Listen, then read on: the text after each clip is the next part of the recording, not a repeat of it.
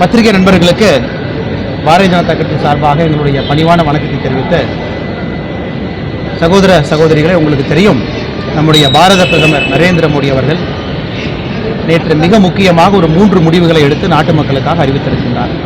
அதில் மிக முக்கியமானது நம்முடைய பெட்ரோல் டீசலினுடைய விலையை மறுபடியும் நம்முடைய மத்திய அரசு, மோடிஜியினுடைய அரசு குறைத்திருக்கிறது. நேற்று மட்டும் பெட்ரோல் 1 லிட்டரினுடைய விலை 9 ரூபாய் 50 பைசா, டீசல் 7 ரூபாய் நேற்று மட்டும் நம்முடைய மத்திய அரசு தன்னுடைய எக்ஸைஸ் டியூட்டியிலிருந்து குறைத்து மக்களுக்கு இதை அளித்திருக்கின்றார். இதற்கு முன்பு தீபாவளி சமயத்தப்ப நவம்பர் மாதத்தில் 4ஆம் தேதி அப்பொழுதும் கூட 10 ரூபாய் 5 ரூபாய் மத்திய அரசு நமக்காக பெட்ரோல் டீசலுடைய விலையை குறைத்திருக்கின்றார். இன்று மொத்தமாக நவம்பரிலிருந்து இன்னைக்கு வரைக்கும் இந்த 6 மாத காலமாக பார்க்கும் பொழுது பெட்ரோலினுடைய விலையை மத்திய அரசு 14 ரூபாய் 50 பைசாவாக 1 லிட்டருக்கு குறைத்திருக்கின்றார்கள். டீசலினுடைய விலையை 17 ரூபாயாக குறைத்திருக்கின்றார். இது எப்பொழுதும் கூட இந்தியாவில் இல்லாத அளவுக்கு நம்முடைய மோடிஜி அவர்கள் சாதாரண மக்களான நமக்காக இதை செய்து கொண்டிருக்கின்றார்கள். ஒரு பக்கம் சர்வதேச சந்தையிலே பெட்ரோல் டீசலுடைய விலை உயர்ந்து கொண்டே இருக்கிறது. அதாவது காங்கிரஸ் 2014 ஆட்சியை முடித்துவிட்டு மே மாதம் 2014, இன்றைக்கு நீங்கள் மே மாதம் 2022, இரண்டுக்கும் பெட்ரோல் விலையை பார்த்தீங்கன்னா டாலர் அடிப்படை டாலர் வந்து $1 60 ரூபாயும் இன்னைக்கு 76 ரூபாயும் இருக்கு. அப்போ ஒரு பேரல் இன்னைக்கு 7800 ரூபாயாக இந்திய மதிப்புப்படி ஒரு பேரல் வந்து 7800 இருக்கிறது. அன்னைக்கு காங்கிரஸ் ஆட்சி முடியும் பொழுது 2014 பார்க்கும் பொழுது கிட்டத்தட்ட ஒரு பேரல் வந்து 6376 ரூபாயாக இருக்கிறது. கிட்டத்தட்ட 1600 ரூபாய் ஒரு பேரலுக்கு இந்திய மதிப்பின்படி உயர்ந்திருக்கிறது. ஒரு பேரல் என்பது 160 லிட்டர். இதையெல்லாம் கணக்கு பார்க்கும் பொழுது ஒரு பக்கம் விலை உயர்ந்து கொண்டிருந்தாலும் கூட இன்னொரு பக்கம் நமக்காக நம்முடைய மோடிஜி அவர்கள் விலையை குறைத்துக் கொண்டிருக்கின்றார். இதனால் மத்திய அரசுக்கு 1,10,000 கோடி ரூபாய் இழப்பு ஏற்பட்டாலும் கூட நமக்காக இதை செய்ய வேண்டும் என்று செய்கின்றார். இன்னொரு பக்கம் திமுக அரசை பார்க்கும் பொழுது நாம் எந்த பட்ஜெட்டிலும் கூட பிஜேபி அரசு, பிஜேபி கட்சி எங்கேயும் கூட பெட்ரோல் டீசல் விலையை குறைப்போம் என்று உறுதி கூறாமல் இதை செய்து கொண்டிருக்கின்றோம். ஆனால் எலெக்ஷன் மேனிஃபெஸ்டோவில், தேர்தல் அறிக்கையில் திமுக அரசு பெட்ரோல் டீசல் விலையை 5 ரூபாய் 4 ரூபாயாக குறைப்பதாகவும், கேஸ் சிலிண்டர் 100 ரூபாய் ஒரு சிலிண்டருக்கு குறைப்பதாகவும் சொல்லி ஆட்சிக்கு வந்தார்கள். அதை நம்பி மக்கள் ஓட்டு போட்டாங்க. அதன் பின்பு இந்த ஒரு வருடத்தில் அவர்கள் சொல்லியிருக்கக்கூடிய காரணங்களை மட்டும் பாருங்கள். நிதியமைச்சர் அவர்கள் ஏன் பெட்ரோல் டீசல் விலையை குறைக்கவில்லை என்று கேட்டபொழுது, இல்லை பெட்ரோலுக்கு மட்டும் 5 ரூபா சொன்னோம், 3 ரூபா தான் குறைக்கிறேன், 3 ரூபா குறைச்சாரு. ஆனால் சொன்ன 5 ரூபா கிடையாது. ஏன் டீசலுக்கு விலை குறைக்கவில்லை என்று கேட்ட பொழுது, எத்தனை வாகனங்கள் டீசல் மூலமாக இங்கே ஓடிக்கொண்டிருக்கிறது, பயனாளிகள் எவ்வளவு பேருன்னு தெரியாதனால கணக்கு எடுத்துட்டு இருக்கோம். இது வந்து 1 வருஷத்துக்கு முன்னாடி சொன்னது, கணக்கு எடுத்துட்டு இருக்கோம், அதனால் டீசல் விலையை குறைக்க முடியாது என்று சொன்னாங்க. அதன் பின்பு பத்திரிகை நண்பர்கள் 2 மாதம் கழித்து, நீங்கள் பெட்ரோல் டீசல் விலையை குறைக்கிறேன்னு சொன்னீங்களே, தேர்தல் அறிக்கையில் 5 ரூபாய் 4 ரூபாய்னு சொன்னீங்களே, அதை ஏன் குறைக்கலன்னு கேட்ட பொழுது, நான் உங்களுக்கு நேரம் சொன்னா, காலம் சொன்னா, நான் சொல்லாதப்ப எப்படி நான் குறைக்க முடியும் என்று ஒரு விதண்டாவாதமாக ஒரு வாதத்தை வைத்தார். அதையெல்லாம் தாண்டி நேற்று பத்திரிகை நண்பர்கள் மறுபடியும் நிதி அமைச்சரோடு, எதற்காக பெட்ரோல் விலை டீசல் விலையை குறைக்காமல் இருக்கின்றீர்கள், மத்திய அரசு கிட்டத்தட்ட பெட்ரோலுக்கு 14 ரூபாய் 50 பைசா, டீசலுக்கு 17 ரூபாய் குறைத்த பின்பு எதற்காக குறைக்கவில்லை என்று கேட்டபொழுது ஒரு புதிய காரணத்தை சொல்லி இருக்கின்றார்கள். என்ன காரணம் அப்படின்னா, மத்திய அரசு 2014 எக்ஸைஸ் வரி என்ன இருந்துச்சு, அந்த வரி அவங்க குறைக்கட்டும், நாங்கள் குறைக்கணும். சகோதர சகோதரிகளே, ஒரு விடியாத அரசு, அதாவது செயல்தன்மை இல்லாத ஒரு அரசு, பொய்யை மட்டும் மூலதனமாக வைத்துக் கொண்டிருக்கக்கூடிய ஆளும் கட்சியாக இருக்கக்கூடிய திமுக அரசு சொல்லுகின்ற பொய்யை பாருங்கள். டீசல் எவ்வளவு பேர் பயன்படுத்துறாங்க தெரியாது, நேரம் காலம் சொல்லவில்லை தெரியாது, தீபாவளி அன்னைக்கு குறைச்சப்ப குறைக்க முடியாது, இன்னைக்கு குறைச்சப்போ ஒரு புதிய காரணத்தை சொல்லுகின்றார். நிதித்துறை அமைச்சர் கேட்டதுக்காக அந்த பதிலையும் சொல்லியிருக்கான். அதாவது 2014 பின்பு மாநில அரசு, குறிப்பாக தமிழ்நாட்டில் value added tax VAT, petroleum மூலமாக எவ்வளவு வருதுன்னு பார்த்தீங்கன்னா, இன்னைக்கு ஒரு வேட் 1 லிட்டருக்கு கிட்டத்தட்ட 7 ரூபாய் மாநில அரசு அதிகப்படுத்தி இருக்கின்றார். 2014 பின்பு நம்முடைய மாநில அரசு 7 ரூபாய் 1 லிட்டருக்கு வேட் அதிகமாக வசூல் செய்கின்றார்கள். 12,000 கோடி ரூபாய் மாநிலத்திற்கு வருமானம் இருந்தது 2014. இன்னைக்கு 19,000 கோடி ரூபாய் பெட்ரோலியம் மூலமாக வருமானம் வருகிறது. ஒரு பக்கம் சைலண்டா மாநில அரசினுடைய வேட்டை உயர்த்தி இருக்கின்றார்கள், முதல்ல 27% தான் மாநில அரசினுடைய வேட்டா இருந்துச்சு. 2017 அந்த ஃபார்முலாவை மாற்றி ₹11.32 ஃபிக்ஸடாகவும் 13% லேண்டிங் காஸ்ட்டாகவும் ஒரு புது ஃபார்முலாவை கொண்டு வந்து இன்று இவ்வளவு எக்ஸ்ட்ரா சம்பாதிக்கிறாங்க. அதை பற்றி நிதியமைச்சர் பேசவில்லை. இரண்டாவது, தேர்தல் வாக்குறுதி கொடுக்கும் பொழுது நிதியமைச்சர் அவர்கள் பாரதிய ஜனதா கட்சிக்கு போன் போட்டு கேட்டுட்டா தேர்தல் அறிக்கையில் போட்டாரு. பாரதிய ஜனதா கட்சியினுடைய மாநில தலைவருக்கோ பாரதிய ஜனதா கட்சியினுடைய அகில இந்திய தலைவருக்கோ திரு மு க ஸ்டாலின் அவர்கள் போன் பண்ணிட்டு தேர்தல் அறிக்கைக்கு முன்னாடி இந்த மாதிரி நாங்கள் போடுறோம், நீங்க குறைச்சிங்கன்னா நாங்களும் குறைக்கிறோம் அப்படின்னு போன் பண்ணிட்டா போட்டார்.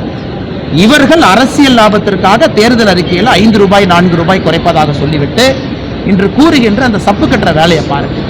அதனால் இந்த மக்கள் விரோத அரசு எத்தனை முறை சொன்னாலும் கூட மக்களுடைய துன்பத்தை நாங்கள் கணக்கில் கொள்ள மாட்டோம், எங்களுடைய அரசியல் லாபத்திற்காக தொடர்ந்து இயங்குவோம் என்று சொல்லுகின்ற அரசு, மக்கள் நிச்சயமாக தமிழக மக்கள் இந்த அரசை கண்டிக்க வேண்டும். இரண்டாவது, எல்பிஜி சிலிண்டருக்கு ₹100 குறைப்பதாக தேர்தல் வாக்குறுதியில் சொன்னாங்க.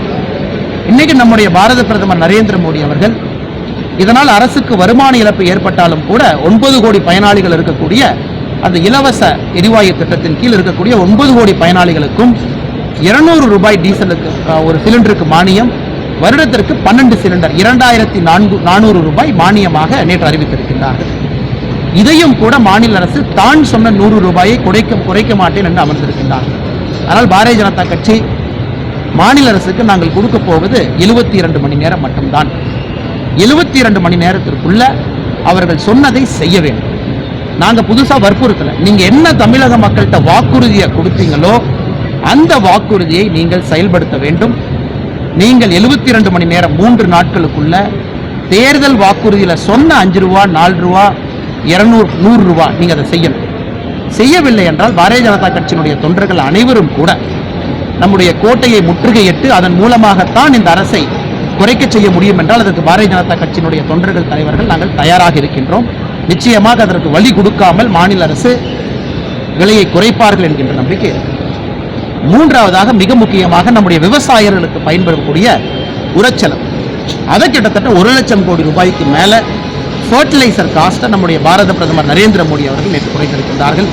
அதுவும் கூட விவசாய பெருமக்களுக்கு ஒரு பெரிய ஒரு விஷயமாக அமையும்.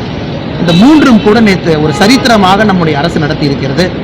நீங்கள் பார்க்கலாம், இது தொடர்ந்து நம்ம கையில் பெட்ரோல் விலை இல்லாமல் மேலே உயரும் பொழுதெல்லாம் மாநில அரசு சேவை செய்யாத பொழுது, வேலை செய்யாத பொழுது மத்திய அரசு தொடர்ந்து தமிழக மக்களுக்காக, இந்திய மக்களுக்காக இருக்கிறது என்பதை பாரத பிரதமர் நரேந்திர மோடி அவர்கள் காட்டிக் கொண்டிருக்கின்றார்கள். பத்திரிகை வழியாக சொல்வது 72 மணி நேரத்தில் மாநில அரசு நிச்சயமாக தேர்தல் வாக்குறுதியில் சொன்ன ரேட்டனாச்சு குறைக்கணும். அதற்கு மேலே குறைச்சாங்கன்னா சந்தோஷம்.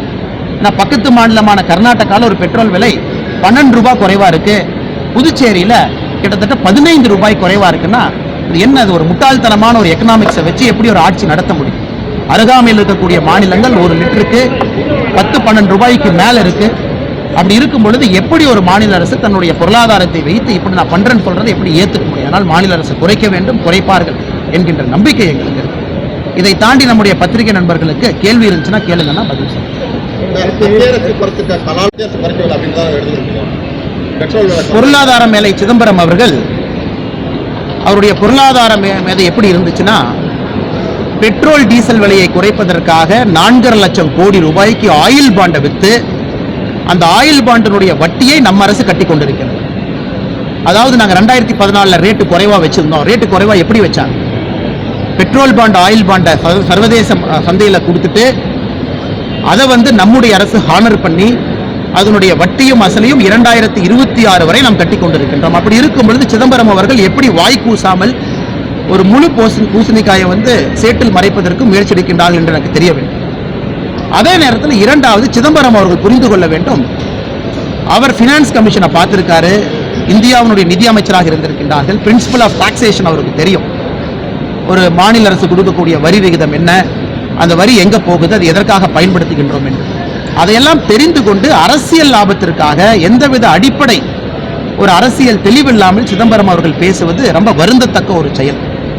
அவர் செய்த தப்புக்கு சிபிஐ காரங்க ரைடு பண்றாங்க, சிபிஐ காரங்க ஆக்ஷன் எடுக்கிறாங்க அப்படிங்கிறாங்க. அதை மாற்றுவதற்காக இதை போன்ற பச்சை பை சொல்வதை மாண்புமிகு முன்னாள் நிதியமைச்சர் திரு பி சிதம்பரம் அவர்கள் தவிர்க்க வேண்டும். மத்திய அரசுக்கான இழப்பீடு பற்றினா மாநில நிதியமைச்சர் இருக்கிறாரு, மாநிலத்தோடு விவாதம் இல்லாமல் இந்த மாதிரி செய்தது தவறு அப்படின்னு. நிதியமைச்சர் அவர்கள் இந்த கூட்டாட்சி தத்துவத்திற்கு ஃபெடரலிசத்துக்கு ரொம்ப புதிய ஒரு அடிப்படை ஒரு காரணத்தை சொல்லிக் கொண்டிருக்கிறார்கள். ரொம்ப ஆச்சரியமாக இருக்கிறது. அதாவது 10 ஆண்டு காலம் திமுக யூபிஏ கவர்மெண்டினுடைய கூட்டணியில் இருந்தாங்க, டெல்லியில் ஆட்சியில் இருந்தாங்க, அமைச்சர்களாக இருந்தாங்க. அப்ப பெட்ரோல் விலையை ஒரு முறையும் காங்கிரஸ் ஆட்சி ஏற்றிய பொழுது மன்மோகன் சிங் அவர்கள் இந்தியாவில் இருக்கக்கூடிய அனைத்து முதல்வருக்கும் போன் போட்டு பேசி அப்புறம் தான் பெட்ரோல் விலை ஏற்றினாராம், அப்புறம் தான் டீசல் விலை ஏற்றினாராம். இவங்க சொல்றதை பார்த்தா மோடிஜி அவர்கள் ஆபீஸ் விட்டு வெளியே வரணும்னா கூட ஒரு முதலமைச்சருக்கும் போன் பண்ணி பர்மிஷன் வாங்கிட்டு வெளியே வரணும். அதான் கூட்டாட்சி தத்துவம் என்று சொல்லுகின்றார். இந்திய அரசியலமைப்பு சட்டத்திலே மிக தெளிவாக இருக்கிறது. ஒரு சட்டமும் கூட ஆர்டிக்கல் என்ன, யூனியன் லிஸ்ட் என்ன, ஸ்டேட் லிஸ்ட் என்ன, கன்கரண்ட் லிஸ்ட் என்ன, டாக்ஸேஷன் பவர் யாருக்கு இருக்கு? இதை வாய்க்கூசாமல் பொய் சொல்லுகின்ற நிதியமைச்சர் ஒரு விஷயத்தை புரிந்து கொள்ள வேண்டும். நாம் ஆட்சிக்கு வந்த பின்புதான் மாநிலத்திற்கு கொடுக்கக்கூடிய டாக்ஸேஷனுடைய சதவீதத்தை 42% உயர்த்தி இருக்கின்றோம். இது யாருமே செய்யல. அவங்க மன்மோகன் சிங் ஆட்சியில் இருந்த பொழுது கூட திமுக எம்பிக்கள் இதை பற்றி பேசல. அதனால் என்ன கூட்டாட்சி தத்துவத்தை பேசுகின்றார்? ஒரு மனிதர் வாய் சுத்தம் இருக்க வேண்டும். முதல்ல என்ன சொன்னீங்க? எத்தனை பேர் டீசல் யூஸ் பண்றாங்கன்னு கணக்கு எடுக்கிறேன்னு சொன்னீங்க. கணக்கு எடுத்துட்டீங்களா? 1 வருஷம் ஆச்சு. தயவு செஞ்சு தமிழக மக்களுக்கு சொல்லுங்க. அப்ப நீங்க சொன்னது பொய்ன்னு நீங்க ஒத்துக்கிறீங்களா? 2வது காரணத்தை என்ன சொன்னீங்க? நேரமும் காலமும் சொல்லவில்லை என்று சொன்னீங்க. அதுவும் பொய் நீங்க ஒத்துக்கிறீங்களா? இன்னைக்கு காரணம் என்ன சொல்றீங்க? 2014 டேட்டா வச்சு பேசுறீங்க.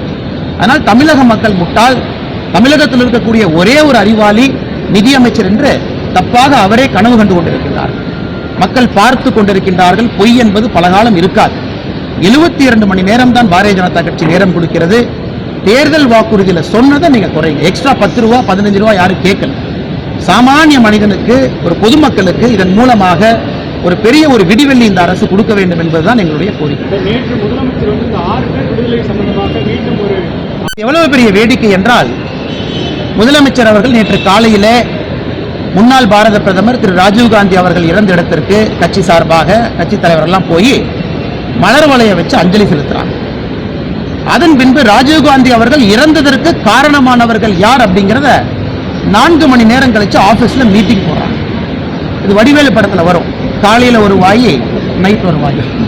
காலையில பட்டையெல்லாம் போட்டுட்டு கோயிலுக்கு போற ஆளு, நைட்டு வந்து டாஸ்மாக்ல குடிச்சிட்டு அப்பா அம்மாவை திட்டுற ஒரு ஆள்.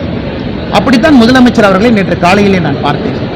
காலையிலே ரொம்ப உருகி போய் கண்ணீரோடு ராஜீவ்காந்தி அவர்களுக்கு மலர் வளையம். மத்தியானத்துக்கு மேல ராஜீவ்காந்தி அவர்களை கொன்றவர்களுக்கு எப்படி கௌரவம் கொடுக்க வேண்டும்? மறுபடியும் நாங்கள் சொல்லுகின்றோம், பேரறிவாளன் அவர்களுடைய விடுதலை என்பது ஒரு டெக்னிக்கல், ஒரு சட்ட நுட்பத்தில் 142 என்கின்ற ஆர்டிக்கலை ரொம்ப மிக ரேராக பயன்படுத்தக்கூடிய ஆர்டிக்கலை பயன்படுத்தி விடுவித்திருக்கின்றார்கள். வெளியே வந்திருக்காங்க, ஒரு வாழ்க்கையை ஒரு வாழட்டும். ஆனால் கொண்டாடப்பட வேண்டியவர்கள் கிடையாது என்பதை முதலமைச்சர் ஏன் புரிந்து கொள்ள மறுக்கின்றார்? அதே போல ஜட்ஜ்மெண்ட் முதலமைச்சர் படிச்சாரான்னு தெரியல. இது பேரறிவாளனுக்காக 142வது ஆர்டிக்கல் அப்ளை பண்ணியிருக்கோம், இது இன்னொருத்தருக்கு பொருந்தாது என்று மிக தெளிவாக வல்லுநர்கள் சொல்லும் பொழுது, இதற்கு முன்னாடி இவங்களுக்கு வந்து தண்டனை குறித்த ஒரு நீதிபதி சொல்லுகின்றார்கள், அது நீதிக்கு எதிரானது, இது பொருந்தும் என்று. அதை நம்பிக்கொண்டு மீட்டிங் போட்டு யாரை ஏமாத்த பார்க்கறாங்கன்னு தெரியும். அவரை வந்து ஒரு முதலமைச்சர் வந்து ஆர்எஸ் தலைவி கட்டி பிடித்து வரவேற்பது இந்தியா முழுவதுமே மிகப்பெரிய அதிர்வலையை ஏற்படுத்தி இருக்கிறது. இப்பதான் நான் ஜெய்ப்பூர்ல வந்து 2 நாட்களாக நம்முடைய அகில இந்திய ஒரு மீட்டிங்கை முடிச்சுட்டு வர்றோம். அங்கே நம்முடைய கேபினெட் மந்திரிகள், முதலமைச்சர்கள், முன்னாள் முதலமைச்சர்கள், வேறு கட்சியிலிருந்து வந்து பாஜகவில் இணைந்து கேபினெட் மந்திரிகளாக இருப்பவர்கள், காங்கிரஸ்ல இருந்து வந்தவங்க, ஒரிசா பிஜேடி கட்சியிலிருந்து வந்தவங்க, யுனானிமஸா நிறைய பேர் எங்கிட்ட கேட்ட ஒரே ஒரு வாதம் என்னன்னா, உங்கள் முதலமைச்சர் எப்படிப்பட்ட முதலமைச்சர் என்கின்ற கேள்வியை கேட்டாங்க. நான் திரும்ப கேட்டேன், ஏன் இந்த கேள்வியை கேட்கிறேன்? இந்தியாவிலேயே இல்லாத அளவுக்கு 20 ஆண்டுகளுக்கு மேல, 27 ஆண்டுகளுக்கு மேல, 30 ஆண்டுகள் ஜெயிலில் இருந்து வந்த ஒரு குற்றவாளியை முதலமைச்சர் அவர்கள் ஆரத் தழுவி வரவேற்று மாலை மரியாதை செய்து, ஒரு லா அண்ட் ஆர்டர் முதலமைச்சர் கண்ட்ரோல் இருக்கக்கூடிய ஒரு முதலமைச்சர் என்ன மெசேஜ் உங்க ஸ்டேட்டுக்கு கொடுக்குறாங்க அப்படின்னா, யாரு வேணாலும் போய் என்ன தப்பு வேணாலும் பண்ணுங்க, நான் இருக்கேன், உங்களை எங்களுடைய அரசு பார்த்து கொள்ளும் என்கின்ற மெசேஜை கொடுக்குறாங்களா? பட்ட பகல்ல சென்னையில வெட்டி கொள்றாங்களே, அவர்களுக்கெல்லாம் தைரியம் எங்கிருந்து வருகிறது என்றால், முதலமைச்சர் அவர்கள் செய்கின்ற நடவடிக்கையிலிருந்து தான் பாதி ரவுடிகள் இன்னைக்கு வெளியே வந்திருக்காங்க. அமைதியாக இருந்த சென்னை இன்னைக்கு நடு ரோட்ல சென்டர்ல 12 மணிக்கு துரத்தி வெட்டி ஒருத்தர் உயிருக்கு போராடி கொண்டிருக்கின்றார்கள் என்றால் அந்த ரவுடிக்கு தைரியம் எங்கிருந்து வந்துச்சு? முகத்தை மூடவில்லை, முகத்தை தைரியமா காட்டுறாங்க, யாரு வேணாலும் பிடிச்சுக்கங்கன்னு போலீஸ்க்கு சவால் வர்றாங்க. இது ஏன் முதலமைச்சர் புரிந்து கொள்ள மறுக்கின்றார்? அதே போல திமுகவினுடைய கட்சியிலேயே பல பேர் கூலிப்படைகளால் வெட்டி கொல்லப்பட்டுக் கொண்டிருக்கின்றார்கள். இது மிகப்பெரிய தவறான ஒரு உதாரணம். 1991 ஆட்சி கலைப்பு நமக்கு தெரியும், எதற்காக நடந்தது என்று தெரியும். அப்ப என்ன ரிப்போர்ட் எடுத்து நம்ம அரசு கிடையாது, ஜனதாதள கட்சி அரசு எடுத்த முடிவு தெரியும். அது சுப்ரீம் கோர்ட் போயெல்லாம் சேலஞ்ச் பண்ணாங்க, சுப்ரீம் கோர்ட்டினுடைய தீர்ப்பு தெரியும். அதனால் முதலமைச்சர் அவர்கள் ஏன் மறுபடியும் விஷ பரீட்சையை அவரே வைத்துக் கொள்ளுகின்றார்கள் என்று எனக்கு சுத்தமாக புரியவில்லை. சரி, இது ஒரு தமிழர்கள் உணர்வா பாக்குறீங்களா? இந்த 7 பேர் விடுதலை அப்படின்றது காலங்காலமா போராடிட்டு இருக்கிற ஒரு சூழல் வச்சு பல தலைவர்கள் போராடினாங்க. திமுகவே அந்த தேர்தல் வாக்குறுதிகளை கொடுத்திருக்கு, தேர்தல் ஆணையம் அதை அங்கீகரித்திருக்குதானே அப்படின்றது. திமுக அண்ணே, இந்த தேர்தல் வாக்குறுதி பாத்தீங்கன்னா தமிழ்நாட்டில் நீங்க என்ன நினைச்சீங்கன்னா தேர்தல் வாக்குறுதிக்காக ஓட்டு போட்டாங்க அப்படின்னு. தேர்தல் வாக்குறுதிக்காக ஓட்டு போடல, கொலுசுக்கும் 2000 ரூபாய்க்கும் 1000 ரூபாய்க்கும் திமுக ஓட்டு போட்டாங்க. அது எல்லாத்துக்குமே தெரியும்.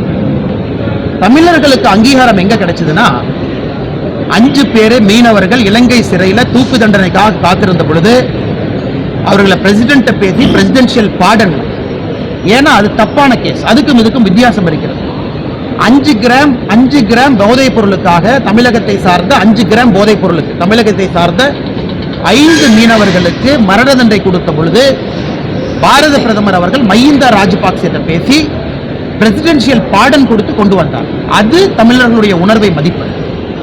ஆனா இங்கே வந்த இந்தியாவுடைய பிரதமரை கொலை செய்ய ஒரு கூலிப்படை வந்து அவங்க எப்படிப்பட்டவங்களா இருந்தாலும் கூட எப்படி அதையும் இதையும் தமிழக உணர்வாக நாம் சொல்ல முடியும்? தமிழகத்தில் இருக்கக்கூடிய எத்தனையோ பேர்த்த பாரத பிரதமர் அவர்கள் காப்பாற்றிக் கொண்டிருக்கின்றார்கள் உலகம் முழுவதுமே நியாயமான விஷயங்களுக்கு. எடுத்தோம் கவிழ்த்தோம் என்ற ஒரு விஷயத்தை செய்துவிட்டு அதை தயவு செஞ்சு இந்த பழியை தமிழக மக்கள் மேல போடாது.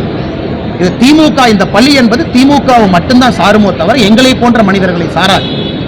ஏற்கனவே சொன்னது போல விடுதலை வர்றாங்க, வரட்டும், வாழ்க்கையை வாழட்டும். யாரும் போய் அவருக்கு போய் தொந்தரவு கொடுக்க போல, யாரும் போய் ரிவ்யூ பெட்டிஷன் போடல, கியூரேட்டிவ் பெட்டிஷன் போடல, அவர் வாழ்க்கையை வாழட்டும். ஆனா கொண்டாடி தமிழக மக்களுக்கு என்ன விதமான ஒரு மெசேஜ ஒரு 6வது பையன், 8வது பையன், 10வது பையன் டிவியில படிக்கிற ஒரு மாணவனுக்கு முதலமைச்சர் என்ன மெசேஜ் சொல்றாரு? நீயும் தப்பு பண்ணுப்பா, அதுக்கப்புறம் என் பேரன் சிஎம்மா வருவான், என்ன 25 வருஷம் கழிச்சு நாங்க ரிலீஸ் பண்றோம், இதான் திராவிட மாடல் என்று சொல்லுகின்றாரா? அதை முதலமைச்சர் நீங்க கேட்கணும், காரணம் என்னன்னு கேட்கணும். 91 ஆட்சிகள் பற்றி நீங்க சொன்னீங்க, அதிமுக ஆட்சிகள் வந்து இது வந்து மிரட்டலா சொல்றீங்களா, ஒரு எச்சரிக்கையாகவும் இல்லை. ஒரு தமிழகத்தின் மீது அதிக பற்று இருக்கக்கூடிய மனிதனாக தமிழகம் நன்றாக இருக்க வேண்டும் என்கின்ற அக்கறையில 1991 என்ன காரணம், எல்டிடியை ஆதரிச்சு என்ன காரணம் நடந்ததுன்னு எல்லாத்துக்குமே தெரியும். தடை செய்யப்பட்ட இயக்கமாக இருந்தது. அது நடந்து 1 மாசத்துக்குள்ள குண்டுவெடிப்பு, அதன் பின்பு கைது செய்யப்பட்டவர்கள். இந்திய ஜுடிஷியல் சிஸ்டத்தில் அதிகமாக நடந்த ஒரு கேஸ், தடா கோர்ட்ல இருந்து ஹைகோர்ட்ல இருந்து சுப்ரீம் கோர்ட் வரைக்கும் எல்லா இடத்துக்கும் போய் தீர்ப்பு வழங்கப்பட்டு சுப்ரீம் கோர்ட்னால ஊர்ஜிதம் செய்யப்பட்டு மரண தண்டனையாக இருந்து ஆயுள் தண்டனையாக மாற்றப்பட்ட ஒரு மனிதரை பற்றி பேசிக் கொண்டிருக்கின்றோம். அதனால் இந்த 30 ஆண்டு கால வரலாறை மறந்துவிட்டு நாங்கள் ஆறத் தழுவியது தவறில்லை அப்படின்னு ஒரு திமுக அமைச்சர் சொன்னதை நான் பார்த்தேன். பேர் எனக்கு தெரியலைங்க, என்ன அர்த்தத்தில் சொல்றீங்கன்னு தெரியல. அதை முதலமைச்சர் அவர் காதுக்கு போச்சா, இல்ல முதலமைச்சரை அதை என்கரேஜ் பண்றாரா, இல்ல முதலமைச்சர் நான் தவறா செஞ்சுட்டேன், செஞ்சிடக்கூடாதுன்னு ஒத்துக்கிட்டா பிரச்சனை வேறு. என்ன விதமான ஒரு மெசேஜை நீங்க கம்யூனிகேட் பண்றீங்க? மீதமுள்ள 6 பேரை மத்திய அரசு விடுவிக்குமா, அதற்கான வாய்ப்பு இருக்கு? இதுல 2-3 விஷயத்தை நீங்கள் பார்க்க வேண்டும். குறிப்பாக பேரறிவாளனை பொறுத்தவரை அது சுப்ரீம் கோர்ட்ல ரொம்ப ஸ்பெசிபிக்கா ஒரு பாயிண்டட் கேஸாக அது போச்சு. 161 ஆர்டிகல் எப்படி பயன்படுத்த வேண்டும் என்ன அப்படின்னு, மற்றவங்களுக்கு அது பொருந்தாது என்பதுதான் சுப்ரீம் கோர்ட்ல பேரறிவாளன் அவர்களுக்கு கொடுத்திருக்கக்கூடிய தீர்ப்புல இருக்கு. மத்திய அரசை பொறுத்தவரை 2014 அபிடவிட் என்ன சுப்ரீம் கோர்ட்ல கொடுத்தாங்களோ அதிலிருந்து மத்திய அரசுடைய நிலைப்பாடு என்பது எந்த விதமான மாற்றமும் கிடையாது. மத்திய அரசு நிலைப்பாடு அதே தான் இருக்கு. மத்திய அரசு நிலைப்பாடை நாங்கள் மாற்றிக்கொள்ளவில்லை. 2014 பிறகு எங்களை பொறுத்தவரை அவர்கள் குற்றவாளிகள். ஆயுள் தண்டனை என்பது முழு ஆயுளுக்கு சாரும், அது எந்த மாற்று கருத்தும் இல்லை. இந்த தீர்ப்பு பொருந்தாது என்பதை சுப்ரீம் கோர்ட் ஊர்ஜிதம் செய்திருக்கிறது. மறுபடியும் அவங்க தனியா ஒரு பெட்டிஷன் ஃபைல் பண்ணி தனியா சுப்ரீம் கோர்ட் போய் இன்னும் 2-3 வருஷத்துக்கு வாதங்கள் நடக்கும் பொழுது மத்திய அரசு மறுபடியும் தமிழ் நிலைப்பாடு. கச்சத்தீவை நம்மளுடைய மீண்டும் ஒரு குத்தகைக்கு எடுக்கக்கூடிய ஒரு திரும்ப பெறக்கூடிய ஒரு சூழலை மத்திய அரசு ஆலோசிக்கிறதா ஒரு தகவல் வெளியாயிருக்கு. அது உண்மையா? அப்படிப்பட்ட வாய்ப்பு ஏற்படும்? கச்சத்தீவை பொறுத்தவரை உங்களுக்கு தெரியும், அது 1974 ஆக்சிடென்டலாக திட்டமிட்டு ஒரு காரணத்திற்காக இந்திரா காந்தி அவர்களுக்கு உலக அளவில் மரியாதை வேண்டும் என்பதற்காக இங்கே கலைஞர் கருணாநிதி அவர்கள் முதலமைச்சராக இருக்கும் பொழுது தாரை வார்க்கப்பட்ட ஒரு தீர்வு. என்னுடைய அன்பான வேண்டுகோள், தயவு செஞ்சு காங்கிரஸ்காரங்களும் திமுக காரங்களும் கச்சத்தீவு என்கின்ற வார்த்தையை நீங்க பயன்படுத்தாங்க. அதை கொண்டு வருவதற்கு 2 விதத்திலே நாம் வேலை செய்ய வேண்டும். ஒன்று, ஆர்டிகல் 6. முதல்ல நம்ம மீனவர்கள் அங்கே செல்ல வேண்டும், மீன்பிடிக்க அனுமதி வேண்டும், கச்சத்தீவை சுத்தி போகணும். அதுக்கு ஆர்டிகல் 6 திரும்ப கொண்டு வரணும். அதான் பாரதிய ஜனதா கட்சியினுடைய நிலைப்பாடு. நாங்கள் வலியுறுத்துவது மத்திய அரசுக்கும் கூட கச்சத்தீவு என்பது திரும்ப வேண்டும். ஆர்டிகல் 6 உடனடியாக திரும்ப அமல்படுத்த வேண்டும். ஏன்னா ஆர்டிகல் 6 உடனடியாக அமல்படுத்திட்டோம்னா கச்சத்தீவு கைக்கு வர்றதுக்கு முன்னாடியே நம்ம மீனவர்கள் கச்சத்தீவுக்கு மீன் பிடிக்க போலாம். இதுதான் தீர்வோ தவிர தவறுதலாக கொடுக்கப்பட்ட வரலாற்று பிழை என்று சொல்ல வேண்டும். காங்கிரசும் திமுகவும் செய்திருப்பது சதி. அதனால் நிச்சயமாக பாரதிய ஜனதா கட்சியினுடைய நிலைப்பாடு, கச்சத்தீவு தமிழகத்திற்கு திரும்ப வர வேண்டும். நம்முடைய மீனவர்கள் கச்சத்தீவுக்கு போய் மீன் பிடிக்கணும், அதை தாண்டியும் போகணும். நான் வந்து மத்திய அரசுல கிடையாது. உங்களை போன்ற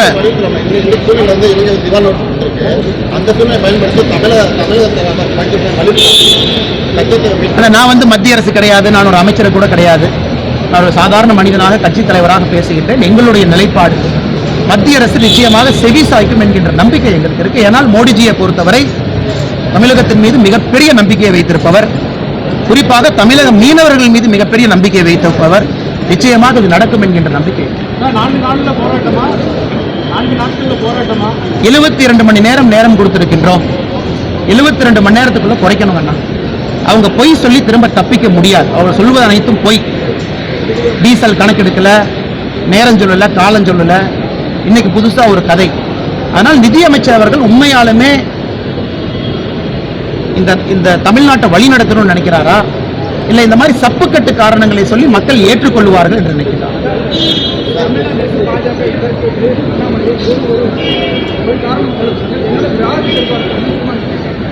சீமான் அண்ணன் பேசுறதை ஏற்கனவே சொன்னது போல கேட்டுக்குங்க, ரசிச்சுக்குங்க, சிரிச்சுக்குங்க, போர் அடிச்சா கை தட்டிக்குங்க. சீரியஸா எடுத்துக்காதீங்க. அது டைம் வேஸ்ட். உங்களுக்கு டைம் வேஸ்ட், அது எனக்கு டைம் வேஸ்ட். அண்ணா இங்க பாருங்க, நாம் என்ன சொன்னோம், தமிழக அரசு அனுமதி கொடுக்கவில்லை என்றால் பள்ளத்துக்கு தூக்குவது நாங்கள் தயார், தூக்கி காட்டுவோம். இன்னைக்கு இங்கே இருந்து மயிலாடுதுறை செல்வதுதான், ஆதீனத்தை சந்திப்பதுதான் முறைப்படி. இது நடக்குது அப்படின்னா நாங்கள் அந்த பல்லக்கை தூக்குவதற்கான வேலை இருக்காது. அங்கேயும் போய் சதி பண்ணாங்க அப்படின்னா தூக்க வேண்டும். எதற்கும் தயாராக என்று சொல்லுகின்றோம்.